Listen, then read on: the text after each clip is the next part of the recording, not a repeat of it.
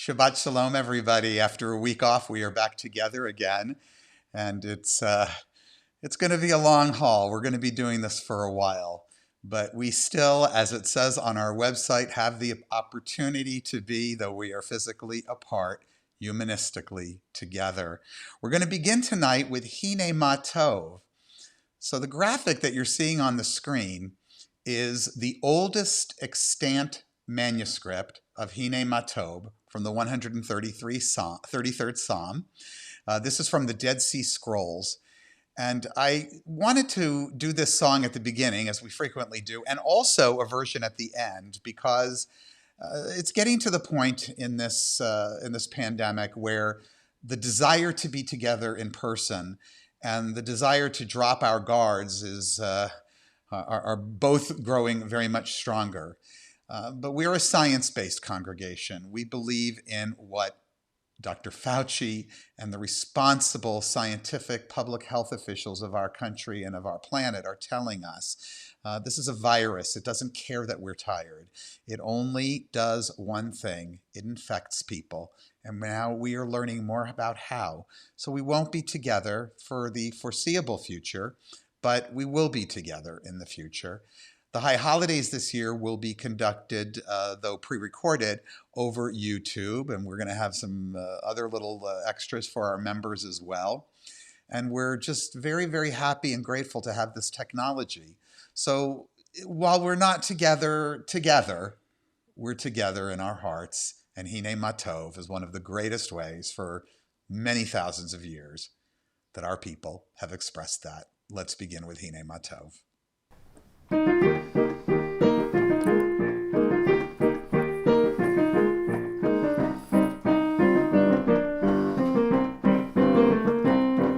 הנה מה טוב ומה נעים, שבת אחים גם יחד. הנה מה טוב ומה נעים, שבת אחים גם יחד. הנה מה טוב ומה נעים, ידעי דדדדדדדי. הנה מה טוב ומה נעים, ידעי דדדדדדי. הנה מה טוב ומה נעים, הנה מה טוב ומה נעים. הנה מה טוב ומה נעים, ידעי דדדדדדי. הנה מה טוב ומה נעים, שבת אחים גם יחד. הנה מה טוב ומה נעים, שבת אחים גם יחד. Behold how good and wonderful and pleasant it is when we gather together. Let's now take a moment to light our Shabbat candles. Arthur?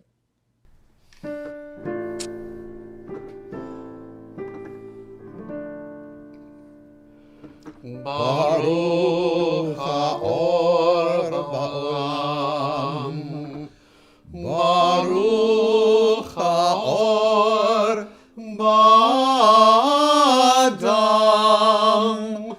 Baruch haor b'shalom,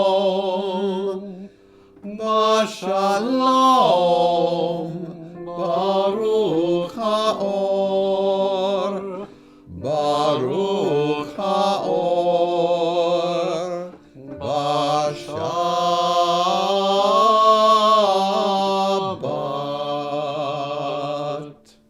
And if you have a glass of cheer with you, as we do every Shabbat, we raise it together and we say, L'chaim, L'chaim.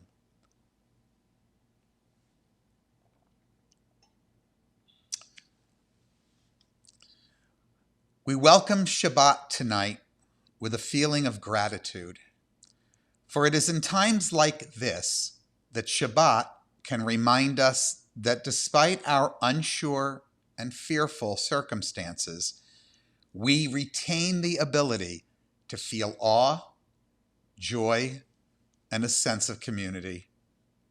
For the grandeur of the universe, worlds known and unknown, galaxies beyond galaxies filling us with awe and challenging our imagination, we embrace gratitude. For the joy of human life, its wonders and surprises, its hopes and seasons, we embrace gratitude. For human community our past and future hope, our capacity to work for peace and justice in the midst of hostility or oppression, in times of crisis or peace, we embrace gratitude. For the innumerable deeds of loving kindness freely offered in this time of crisis, we embrace gratitude. For the skill and dedication of caregivers, of nurses and doctors and technicians and researchers who work around the clock to heal, we embrace gratitude. For the courage of all those who rise up to challenge ignorance, selfishness, and injustice, we embrace gratitude.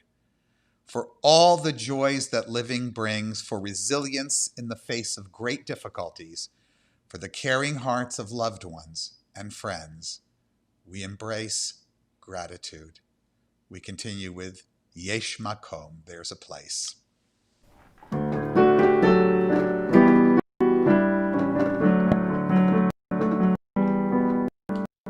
There's a place with answers we are seeking. There's a place to find our light of hope. Where's the strength to realize our vision? Yesh makom b'tochenu.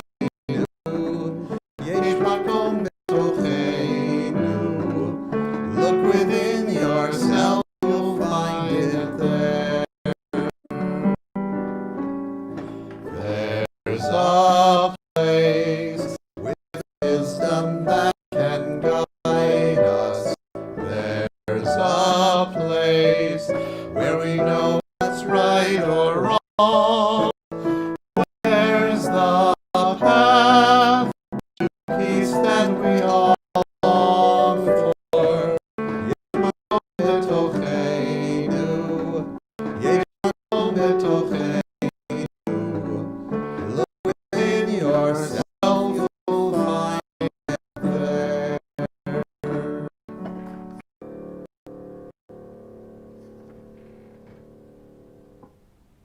We are frightened, worried for our loved ones, worried for our nation, worried for our world.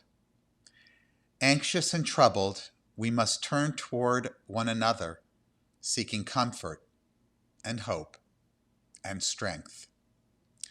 May we learn to turn our panic into patience, our fears into acts of kindness and support, our outrage into change.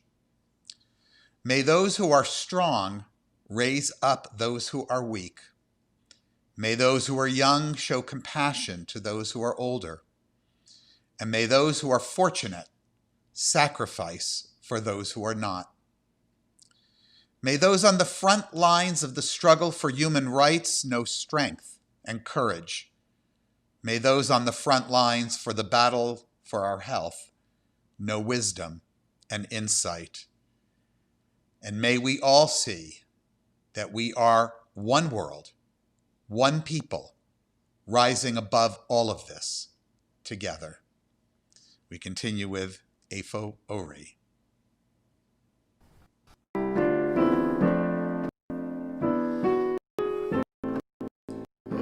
Ori, Ori, Efo tikvati, tikvati, Efo kochi, kochi, vegamba, vegamba, Efo kochi, kochi, vegamba, vegamba. Where is my light? My light is in me. Where is my hope? My hope is in me. Where is my strength? My strength is in me. And in you, and in you. Where is my strength? My strength is in me. And in you, and in you.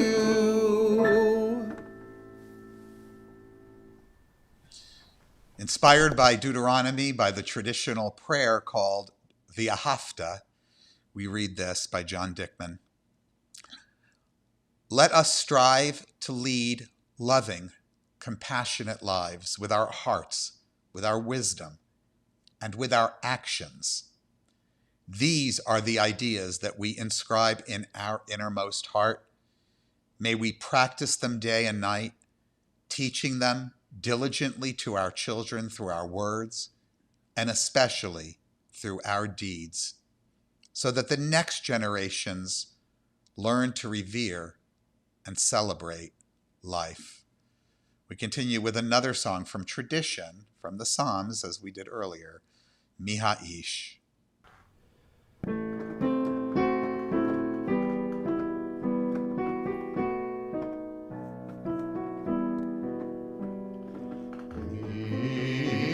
האיש החפץ חיים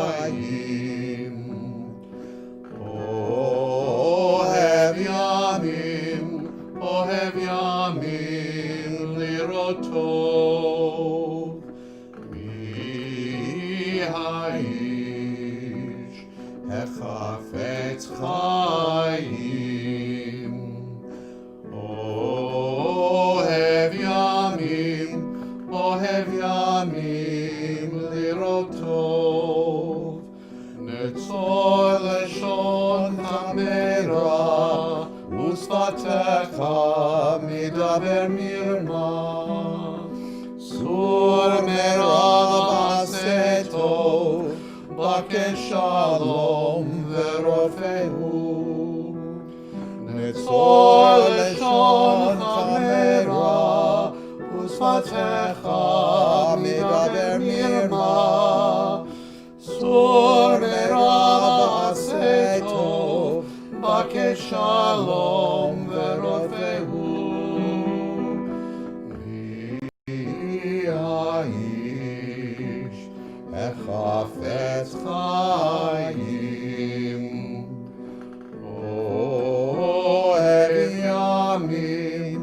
אוהב ימים לראות טוב.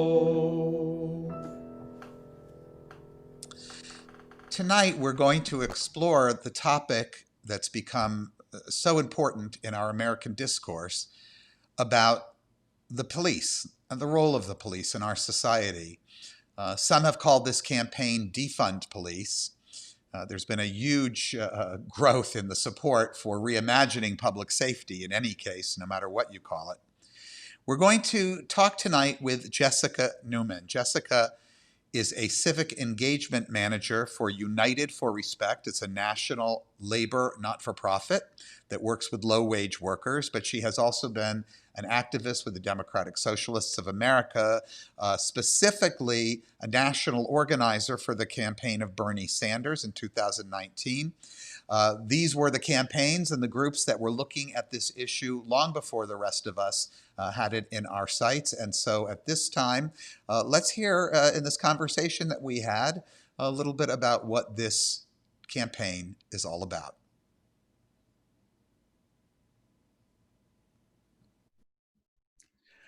Jessica Newman, thank you so much. Shabbat Shalom. Welcome to our little gathering on Kabbalat Shabbat of welcoming Shabbat on YouTube. I have been looking for somebody who had a comprehensive understanding of what we mean when we talk about defunding the police, and your name was highly recommended by one of our congregants and one of our outstanding scholars in our humanist world and in the humanistic Jewish world, Ron Aronson. So I appreciate you taking the time to do this. Let me just sort of open it up right away by saying that one of the things that's fascinated me about what's happening right now is that we're seeing public opinion in large numbers, almost unexpected numbers, coming around on this idea that we need to start rethinking public safety overall. And that there does seem to be widespread understanding, which even when I instigated or decided to do this kind of discussion, didn't realize myself, there's widespread understanding of what defund police means. Now that I don't think we all understand all the detail. So let me invite you to share with more of us more details.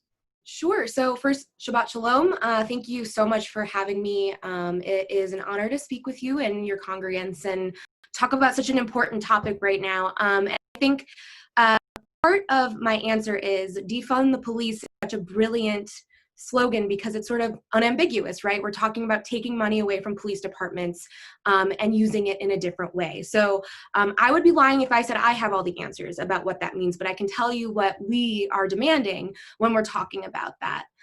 So when you look at most municipal budgets, which is where the police budgets come from, right? This is city councils and mayors sitting down and setting the priorities for their city or for their township, as the case may be.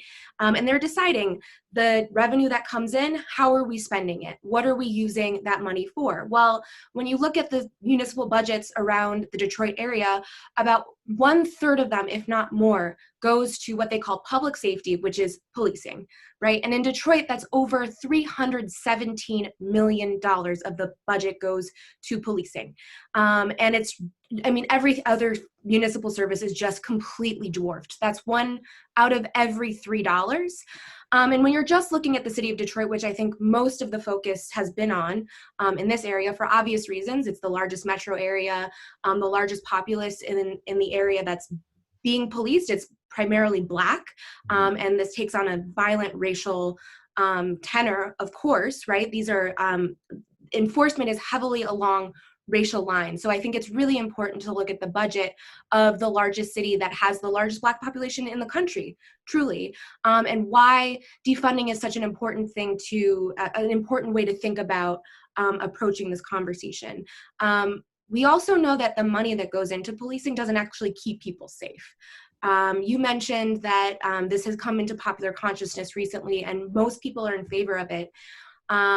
Overwhelming numbers of people in favor and in the streets, right? I think it's the largest sustained social movement, possibly in American history, is what the New York Times was reporting recently, which is incredible. Support for Black Lives Matter is off the charts. And I don't think you can decouple that from just the horrific images that we've all been seeing in the news all over, the knee on George Floyd's neck, pleading for help, saying he can't breathe, which just calls back to the police brutality from years before that we witnessed in New York, and just countless other violent encounters that have been caught on camera and gone viral because of our access to technology now. Things are now much more rapidly coming into public consciousness.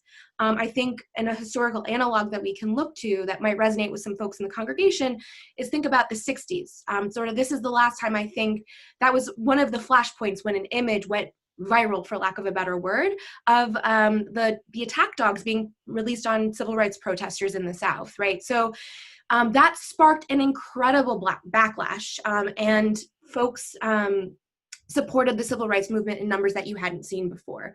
It was incredibly unpopular prior to that flashpoint. So, you know, I think when you can't turn away from the cruelty, when folks are at home, I don't think it's a coincidence this is all bubbling up in the midst of a global pandemic where folks are tuned into the television. It's sort of the first time we're all being subjected to the same images at the same time in a long time in our culture, that people are outraged. You can't turn away from the humanity that's being just snuffed out. So it's an incredible moment. And it's really, you know, I never thought I would be having this conversation. So, you know, I think it's really important that folks understand also that this is not a new conversation, by the way. It's building on a tradition that's been going on for a long time by Black-led organizations, especially in town, that have been doing this work of advocating for thinking differently about how we spend our money and how we think about public safety. So that's a long answer to your question, but. It has always fascinated me that there are, well, in particular in Great Britain, where we see community policing that doesn't involve firearms, for instance. And they managed to do a very good job of it. But when we talk about defunding, we're not talking about simply cutting those budgets. We're talking about reallocating those budgets, correct? Exactly. What would promote public safety that could be taken away from police? So there's a bunch of different proposals that have been put out there. There's a federal level proposal that's just been introduced by Rashida Tlaib, a congresswoman from Detroit around the area, and a member of my DSA chapter, and a fierce advocate, right? So that's one way of thinking about it. And local organizations like the Detroit Justice Center and Project Greenland and others have come up with some ideas. And I mention all of this to say that this, again, builds on years and years of research and work looking into what actually works. To your point, plenty of other countries do not have armed police forces. And I think thinking about things like restorative justice centers, folks who are specially trained like social workers to de-escalate in circumstances where there are, potentially violent encounters. I want to stress here that the vast majority of policing is enforcing minor infractions, right? Like traffic violations, noise ordinances, things like that. Very, very, nothing violent involved, right? And so when you're talking about intervening in violent crime, you really are talking about a very tiny fraction of police response. And again, there are better ways to intervene there. Oftentimes you find some of the moments that I mentioned previously that went the violent brutality that folks have shared on social media across platforms involve people with special needs, people with mental disabilities, where maybe they will have an episode in public, and what they need is someone trained in helping individuals with mental illness or with disability. They don't need to be policed. They don't need to be put behind bars. In fact, one individual, and I think it was about 3 years ago, was shot in the street when he was laying on his back with his arms outstretched, right? So the encounters that we're talking about do not require a violent escalation. They require folks who are committed to giving people the resources they need to meet whatever challenges they might have that might have put them in that circumstance in the first place. I would also say just investing back in community resources like healthcare, education, creating universal childcare, creating social spaces for folks after school, anything that actually just builds that sense of community are ways to keep and investing in those things and away from the police. You're going to create vibrant community. You're going to create more solidarity, for lack of a better word, among neighbors. You won't feel the need to call a police officer in to deal with a minor dispute you might be having with a neighbor or things of that nature. And I think we also need to understand that, again, as I mentioned before, policing doesn't actually keep people safe. There are violent crimes that have gone unsolved for years. They have the highest rate in Detroit. Most people, again, it's minor traffic violations, people who are arrested because they couldn't pay a ticket. They're in jail because they couldn't make bail, right? For minor things, right? So We this is talked about bail reform. Yeah. So I mean, this is the vast majority of who we are talking about. And so I think we need to understand that because police don't make people safer, we need to be also thinking about how much we've divested in our communities and how much we need to invest to make them flourish again. I think I shared a story with you in a previous conversation about my husband and I, when we lived on Miami Beach, we had a problematic neighbor, a club kid, I guess you'd call him, who had very loud speakers. And we called the code enforcement folks about it, and they sent two burly, heavily armed police officers to our apartment. And we were, whoa, this isn't what we were hoping for. We just hoped that, maybe some kindly older gentleman would come or and just ask them to keep the music down. But now, for those who are, let's say, cautious or afraid, or they concerned that really violent crimes would be unaddressed, one of the things that I did hear about on that front is, for instance, the police immediately, or the police unions immediately start threatening, well, we're going to stop the rape investigations. Throughout the country, we are aware that rape investigations are the black hole of policing. They don't follow up on them. They don't, half the time, the hits are just backlogged or stored until they're just thrown away. What do you say to folks who say, well, what about all the violent crime? What are we going to do about that? I think I mentioned a little bit before that violent crime is actually honestly a fraction of what we're talking about even gets policed in the first place, right? Those, as you mentioned, those rape kits are still sitting on the shelf. People do not follow up. The arrest rate for a murder investigation was 41%. That's under half of violent crimes that have been reported being actually investigated to completion. There really isn't an interest in following up on the aspects of policing that folks focus on as public safety needs.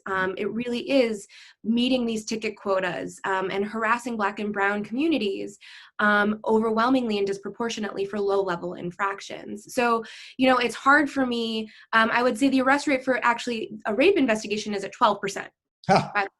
So, there's all these resources going into this department and they're not being used to investigate what you're talking about in the first place. So in fact, this would rebuild a public safety approach to the kinds of things that we might truly be worried about. I would, by the way, and I think my folks know how I feel about this, I would say that the war on drugs has been a major contributor towards the abuse of police resources unnecessarily. What other kind of recommendations are you seeing arising with regard to this and the response? Yeah, so the Movement for Black Lives put out a toolkit, again, building on this work that's been done for many years, investigation into what works.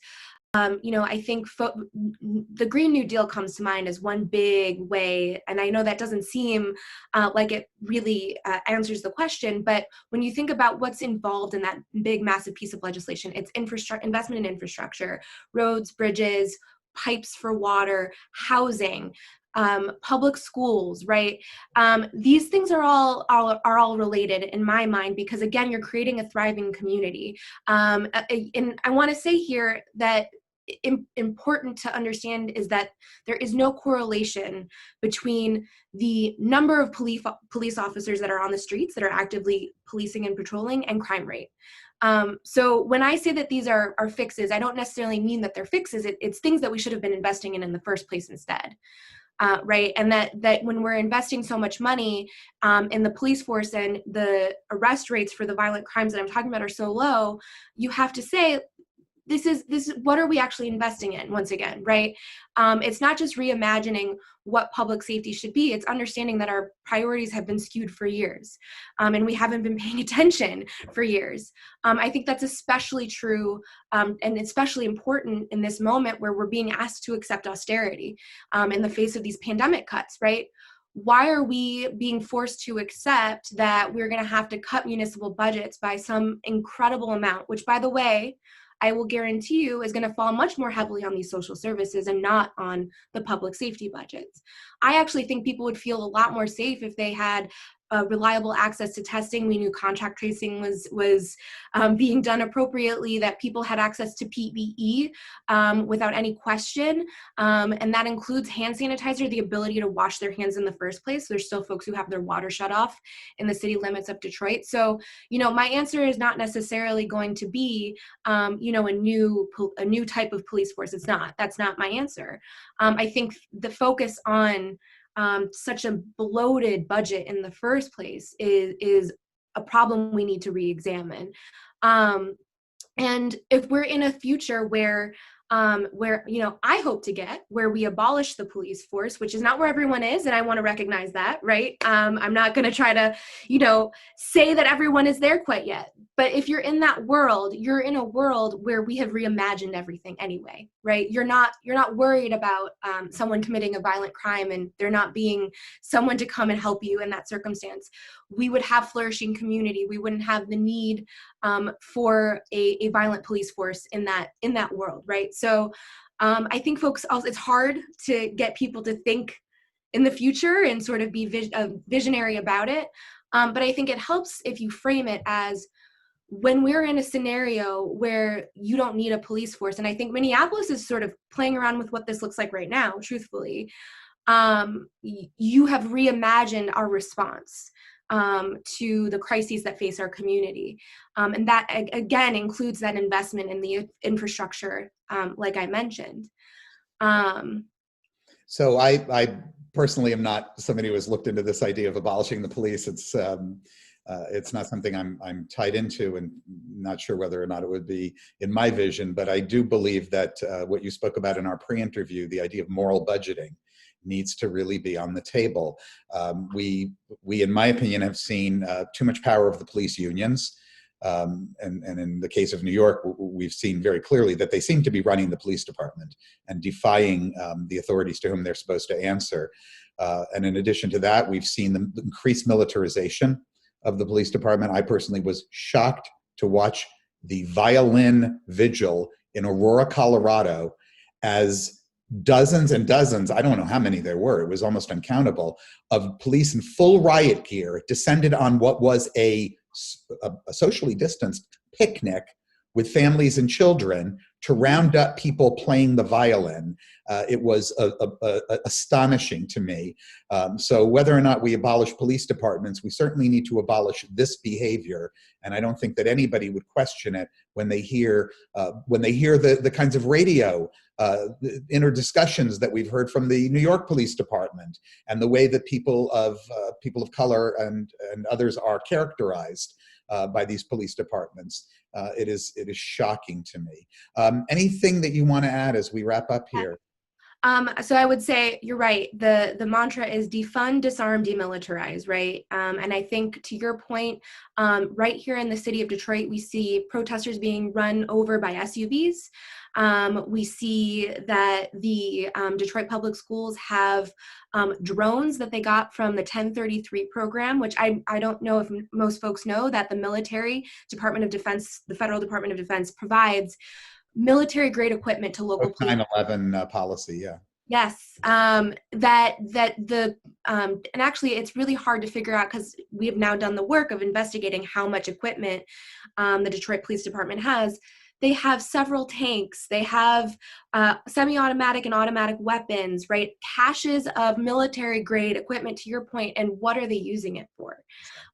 It's 100% part of this. It's also not the purpose for which that program was created, which was to fight terrorism. And as we know, most of the terrorism in this country is domestic terrorism. And it never turned out to be what we were told 9/11 was. What we know, it was never turned out to be along the lines of 9/11. Most of it has been from the far right, as we know, and this kind of equipment is not being engaged to fight that kind of terrorism, because it wouldn't be appropriate in that case either.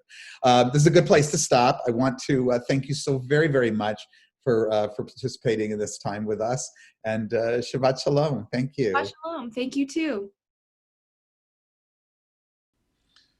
So that was our talk with Jessica. Fascinating. I think that this is the beginning of a long national dialogue, and I look forward to our congregation and folks from every side of the spectrum. I just want to say something parenthetically. Reading one of my favorite columnists in the Washington Post is Jennifer Rubin, whose column used to be known as Right Turn or something like that. To see her and others in her camp speaking about defunding police and about the abuses, I think that we're talking about a national consensus beginning to emerge. Where that will take us remains to be seen, but that's what dialogue and free speech is about. So thank you to Jessica once again.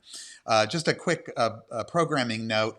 You may have noticed in the comments underneath the description of the video, we are no longer going to be able to take on-air requests for us to read new names on the well wishes and memorials live, because there's too much of a delay and we're receiving the names too much delayed.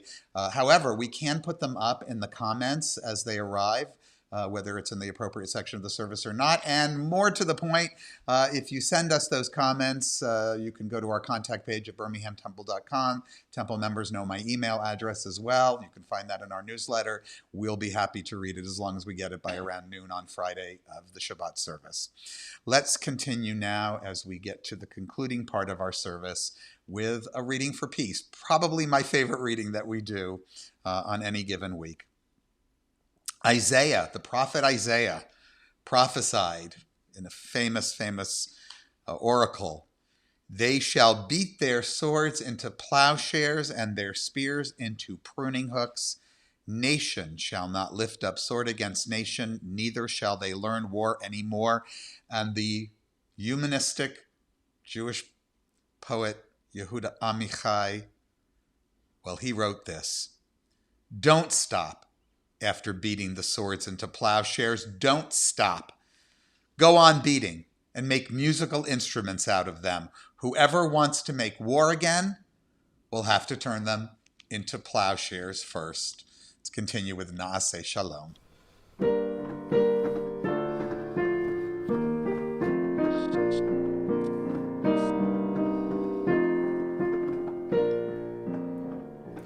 Naaseh Shalom, Shalom Ba'olam. Naaseh Shalom Aleinu ve'al kol ha'olam ve'imru Shalom. Naaseh Shalom Aleinu ve'al kol ha'olam ve'imru shalom. Naaseh shalom, shalom ha'olam. Naaseh shalom aleinu ve'al kol ha'olam ve'imru shalom.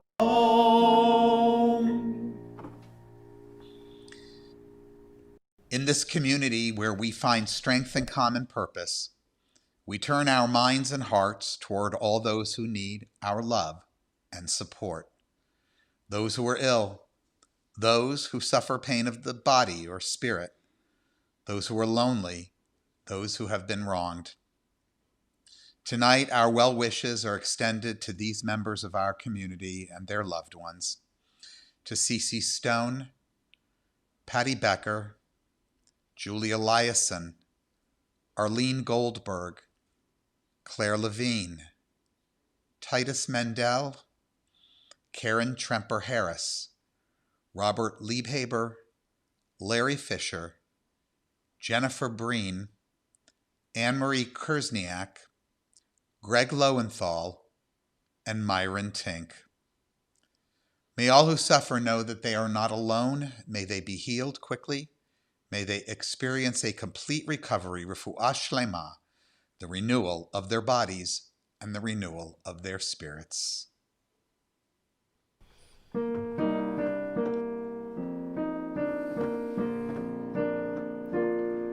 Mekom ha'koach betocheinu, Mekorot ha'bracha michevroteinu. May the source of strength that dwells so deep within us help us find the courage to make our lives a blessing, and let us say Shalom. Mekom ha'koach betocheinu, Mekorot ha'bracha michevroteinu. May those in need of healing know refuah shlema, the renewal of body, the renewal of spirit, and let us say Shalom.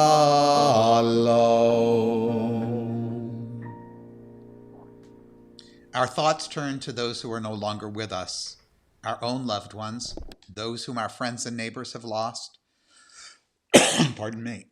The martyrs of our people whose graves are unmarked, and those of every people and nation whose lives have been a blessing to humanity. As we remember them, we meditate on the meaning of love and loss, of life and death. We recall now our loved ones whom death has recently taken from us, those who died at this season in years past, live TV, and those whom we have taken into our hearts with our own. Tonight, our congregation mourns the death this week of a beloved member, Harvey Frank, and we extend our condolences to Esther. and to his entire family.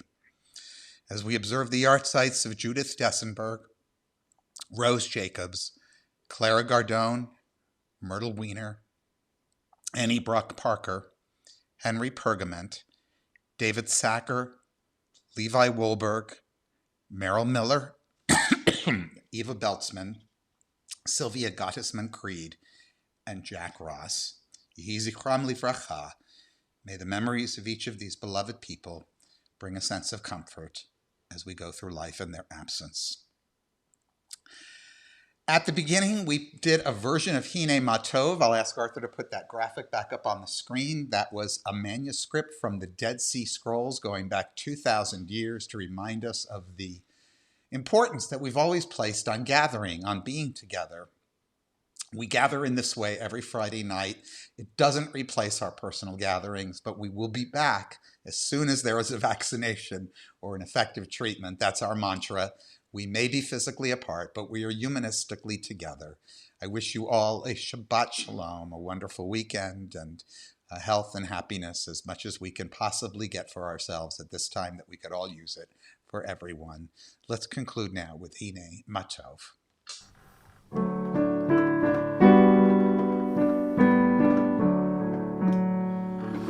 Hine Matov Manaim Shevet Achim Gam Yachad. Hine Matov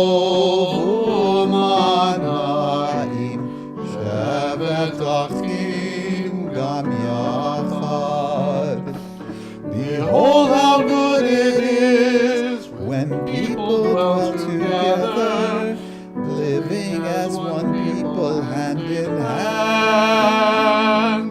What keeps us safe and strong is that we have each other, one human family across the land. Hine Matov Manaim Shevet Achim Gam Yachad. Hine Matov Manaim Shevet Achim Gam Yachad. If you live in Southeast Michigan and would like to become a part of our community, I am happy to announce that we have a new membership model that removes all of the barriers that one could ever think of for belonging, including an all-inclusive program for our children in our Spinoza Youth Education Program on Sunday mornings and leading towards our teen program and Bar Mitzvah. So if you're interested in learning more about that, please let us know through the contact form at birminghamtemple.org, and we'll be happy to let you know how you too can join this incredible community. In the meantime, Shabbat Shalom, everybody. We'll see you next week. I'm recording.